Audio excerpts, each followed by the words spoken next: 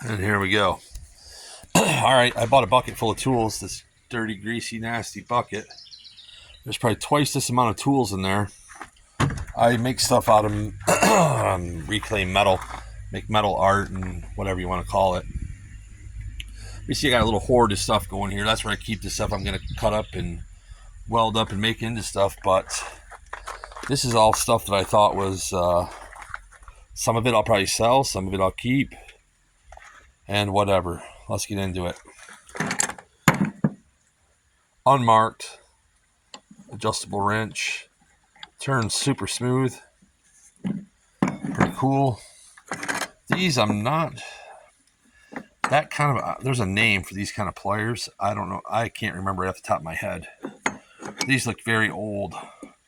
Unmarked, but dirty, but they move free like they should. I found these are old vice grips. But here's the thing, they look good, right? And the thumb screw works good and they operate good like they should. But look at this side. Looks like this thing was like drugged down the road or something. It's like all real gnarly, ground down. It's kind of cool though. They work.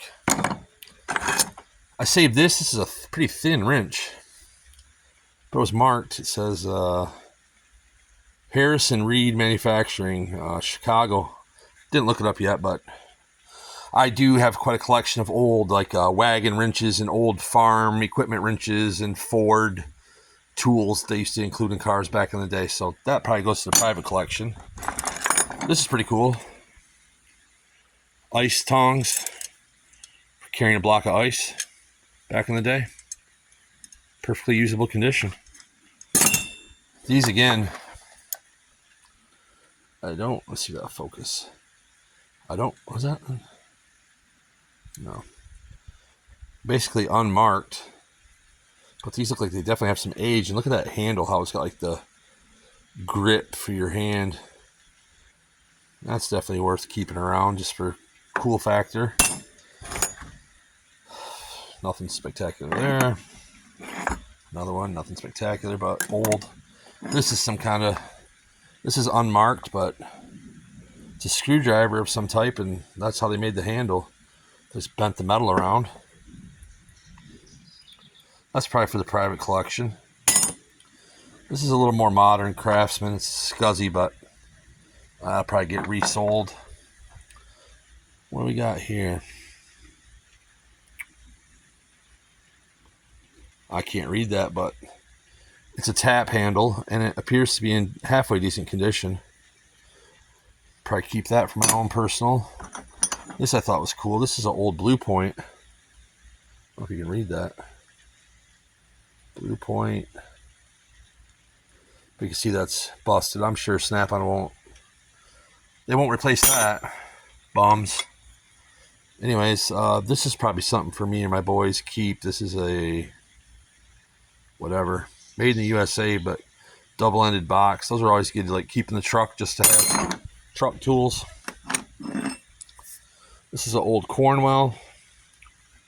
I think this will clean up. It's not very worn out on either end. It's still pretty crisp, so we'll give that the once over.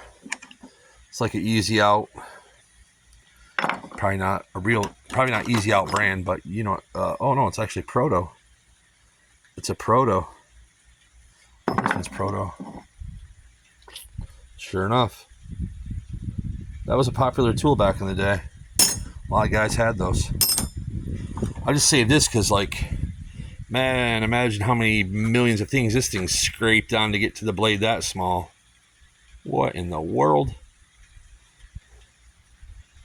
This is definitely somebody's grandpa's good stuff. This is another removal tool, number 7. What does that say? Cleveland something or other. Cleveland TDC, Cleveland, Ohio, USA. I don't know. That's stuff for my personal keep stuff. Little center punch. Probably keep that around. This is kind of cool. It's a adjustable wrench, but you can see it's pretty small. 5-inch. Does that say 5 or 6? 6-inch, I guess it is. Craftsman. made in USA. You don't find that anymore. There's a specific name for these as well, and right now I can't think of it.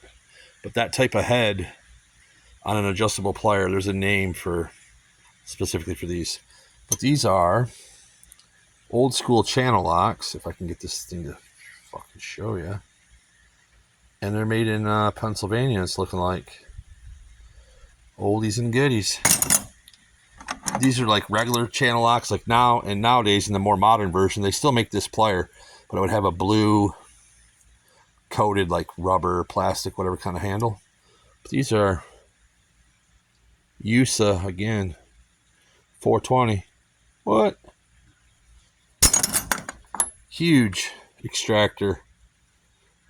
Huge one. What's the name on this? Anything? STUSA. I don't know what that is. Stanley Tools, maybe? I don't know. I could look it up probably, but I haven't. No, this is a smaller one. Yeah. Just telling you what size drill bit to use on there. Man, it's starting to rain here, and these damn horseflies are just like ridiculous. Another small one. Oh, this is an old Stanley ball peen head, and it's actually not too terribly bad. Stanley, what's that say? Job Master. Does it have a weight on this? I don't know. It's a little guy, but handles are cheap enough, and quality tools are expensive sometimes. So this is an old Craftsman. I'll show you the logo on this one. You can get a date. Probably look at that logo with that style date. But it's like a center punch. Someone might not have always been a center punch, but that's what somebody's grandpa made it into. Man, these flies are, man.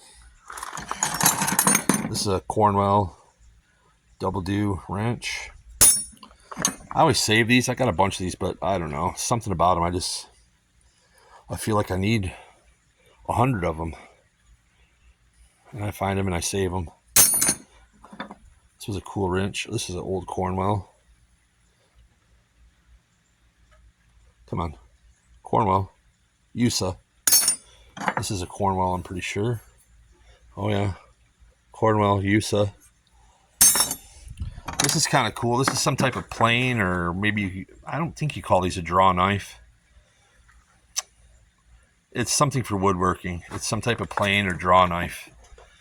This one appears to be made in Canada. Made in can. They made this in a can. I'm pretty impressed. Made that in a can. Very good job, fellas. This is cool. Little crescent, an actual crescent wrench by the Crescent Tool Company.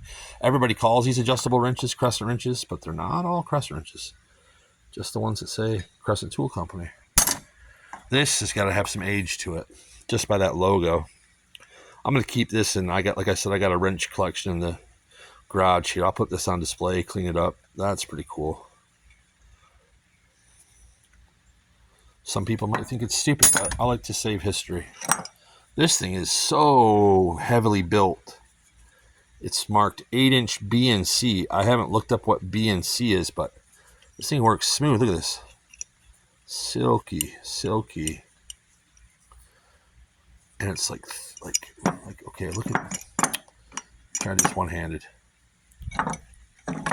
This is a similar size proto. And look at the difference in how things were built before. Like, people used to really build stuff to last multiple lifetimes. Nowadays, it won't even last one lifetime. But yeah, wrapping it up, I got this proto, and I think this is another. Slipped out of my hand. Anyways, I'm pretty sure that's another Craftsman. Anyways, stay tuned for more junk and whatever else.